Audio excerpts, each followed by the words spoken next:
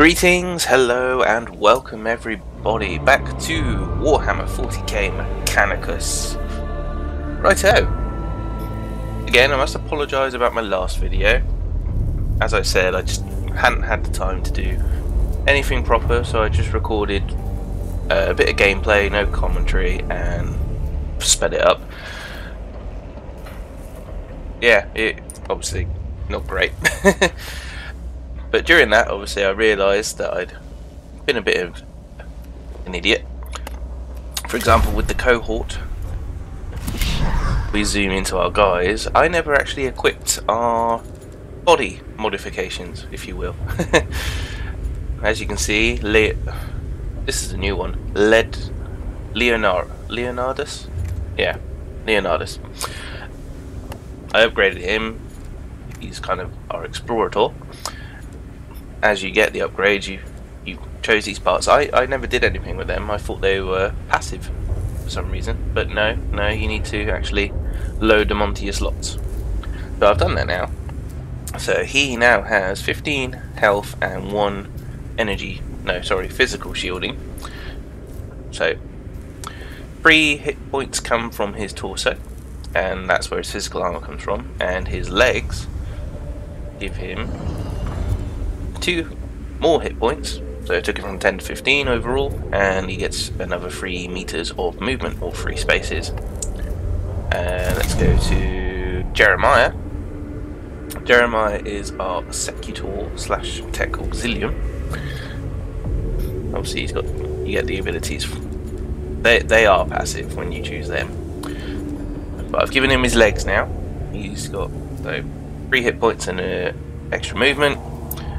From his arms, he now has 2 more hit points and a 20% critical chance. So he can more likely to do massive extra damage. And as he is our primary melee dude, so that could be very handy. I like how you can actually see his legs are different. They're much more mechanical now. He's forsaking the flesh, going much more machiney. He's also got his torso thing, which plus 4 hit points and 1 physical armor. So he's up to 19 health now, which is nice. And Benarius, who's our ranged expert, is a Dominus. And as you can see, I've given him freaky legs.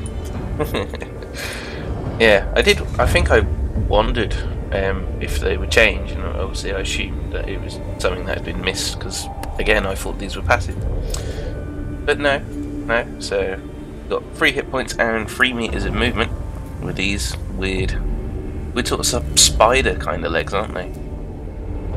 1, 2, 3, 4, 5, 6, 7, 8, 9. Oh, that's interesting that then they're not even on each side either. He's got 9 legs, technically. His torso gives him an energy armor and 3 hit points, and his arms, they add energy damage. So that does that. I assume that adds onto every weapon, maybe. Could do, possibly. I've not actually noticed that because, like I say, last time I was just rushing. So. But yeah, I swapped his small gun for the flamer, which I unlocked, so he can do a cone area attack. Is burning, deals 2 damage over 3 turns, which very helpful. And he's still got the phosphor suspender. Okay, so that's our cohort sorts. Obviously, we've got level 1 Vanguard. I read up about these. They're actually quite scary because their gun is like uber radiation damage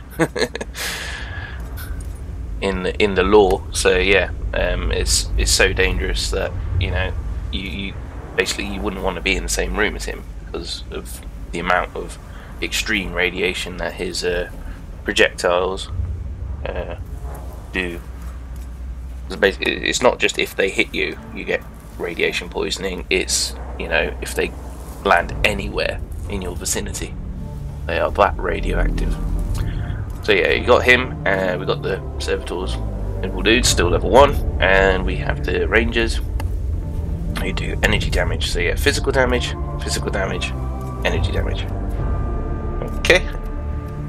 Tech wise, here we are. This is what weapons we've unlocked. Support items, the troops as you've just seen. Our ship upgrades. Obviously we have a slot for an extra tech priest. So we have 3 instead of 2. And I got 2 slots for extra cognition gauge. So our cognition gauge is up to 6 now, I believe. I think it started at 4. Here are our canticles. That's all well and good. Okay. Right, so we have various deployments to go on now. The Scaevola, she wants us to explore, looking for Archotech as per usual. So normal difficulty, we could get the Infestus Mechadendrite. Single target melee attack, knocks back the target by 1 tile, deals 1 physical damage. Okay. Sanctus Canister. The equipped unit gains 2 damage, 3 movement, and 10% critical chance until its next base attack. That could be very good for Jeremiah, our melee dude. Because obviously it lets it increase movement, so he's much more, gives him that extra ability to get up to someone's face. The extra damage, so that when he whacks them, they hurt. And the extra critical percent chance, so he's even more likely to give them a big old hefty slap. So yeah, that could be very useful for Jeremiah. Videx wants us to find a Necron transmission and destroy its source. Fair enough. We could get the dinky little arc pistol. It's a single target ranged attack, but when it hits the target, it turns into a cone. So yeah, it's could be useful. Say if you're shooting, let's say, the nearest enemy out of a group, he's got a couple of his buddies behind him, so you could potentially deal extra damage to them. Noise reductor reveals all enemy stats in a circle area. Okay. Excuse me, a little bit of a cough. It is early in the morning. Ooh, a little bit of sniffle as well. I do have my coffee. Coffee is nectar of the gods. But yeah, it's just that time of day when you feel a bit rough. Okay, Kepra wants us to hunt down flayed ones that are attacking and injuring the morale of our Skitari. I don't know where Skitari came from. So yeah, what do we get from? Oh, we get a new troop. So we get the Cognition Mechadendrite, which gives us a CP, which is always useful. And that would unlock the Skitari Vanguard Alpha. What did they do? So obviously the Vanguard are the funky radiation dudes, and the Alpha, I'm assuming, is like a commander unit for him. So he must be even stronger. Death mark? No. I like that. If I can get new troops, I go for new troops.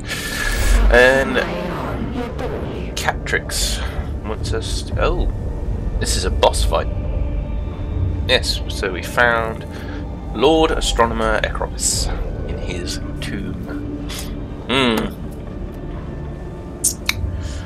Yeah, with the last video, the sped up one, I just rushed through it, and I think I need to alter my usual tactic of trying to explore the entire the map, because obviously the more you explore when you're on a mission, the more these guys wake up. And you know, I haven't, out of the bosses that we found, I'm assuming, yeah, there's 6 of them altogether. I've had one fight with this guy, and then that's it. Obviously we found this one, but I don't know if there's any way of lowering this via playing, so I might actually just have to, you know, knuckle down, go through the missions as quickly as possible rather than as thoroughly, because this might just go up way too high and then, you know, we'll die because the whole Tomb World wakes up. So yeah, we might have to. I mean, that's what I did for the sped up ones. I just rushed for the objective rather than exploring everything. So, well, I want this Vanguard Alpha dude, so I'm going to go for this mission. We shall.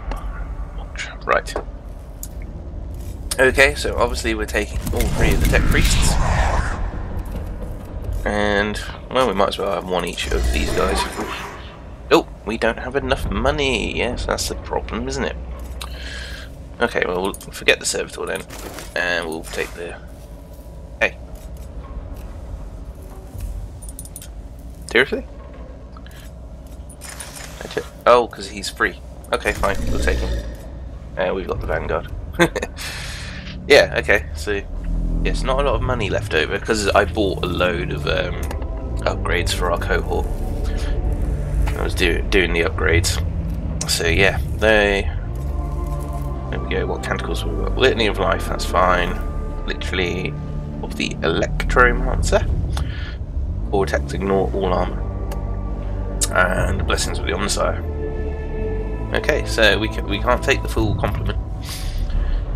But we can take another servitor, but they're cheap. They're free. Cheap as chips and in plentiful supply. Right, okay, so we're going in. Barely holding the line in the tomb of Ubjao. Swarms of these damned flayed ones are surging up from lower levels. We're seeing our own soldiers coming back to us as skins draped over those things. Ew. Not very pleasant. Must keep the tomb open. Foulness of the place is not permissible as a factor in preventing us from completing our mission. We don't all have our emotions locked away for our convenience, Majors. My Skitari cannot fight under those conditions. If morale keeps falling, we'll lose the tomb. I am not ignorant of the morale of less augmented personnel. The situation requires remedying. And then we need to stem the flow of flayed ones, otherwise the place will end up our tomb as well. Yes.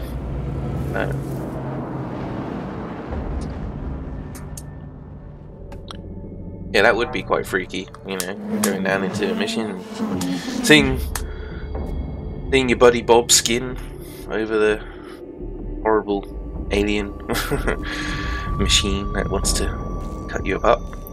Lower levels are swarming with flayed ones. If we seal a key passageway to those levels, we can hinder their movement to a manageable rate. Mission doctrine suggests that cohort with demolition charges would as a viable solution. What's exactly made us? It is not just the danger to my men that worries me. When the enemy wears the skins of your dead comrades, death isn't the worst thing that can happen to you. Well, no. Especially if they're skinning you alive. That's, yeah, not a pleasant thought. So in the spirit of rushing you, oh, there's two main fights, so it's not like you can rush it really quickly either. Okay, so what's the plan for this one? Yeah. Well, for the shortest route, that one has to be the end. Can't go into it and come back out. So it's going to be 1, 2, 3, 4, 5, 6, 7 steps. Not ideal for that, but I shouldn't have messed about so much on the early ones, I don't think. But we've got no choice, so off we go. Let's see. If this is being used by the flayed ones, it needs to be closed. Cohort comes across a side tunnel or vent. Entrance to the passageway is clotted with blood and scraps of flesh, suggesting it's used as a way for the flayed ones to move around the tomb. Scour, seal, search. So I'm gonna burn it first, just to make sure there's nothing there. Seal it just as it is, or search it out. We'll just go with plain old sealing. Explosives close the entrance quickly, but the haste with which they are placed means they cause structural damage to the surrounding chambers, and the cohort are forced to spend time forging an alternative path through the tomb. And it raised their initiative, It's got 2 pluses, so I'm assuming that's gone up by 2. Which is a bit poop, but never mind. Off to a glyph. We'll see what this does. Is oh, I could ignore the glyph actually. Nah, I don't want to see it. Single port designed for a Necron canoptic creature extrudes from the device. Going on. Oh, it's healed our already healed dude. Okay, thank you. Very nice. Okay, first fight. And we're up to level 1 already. Oh well.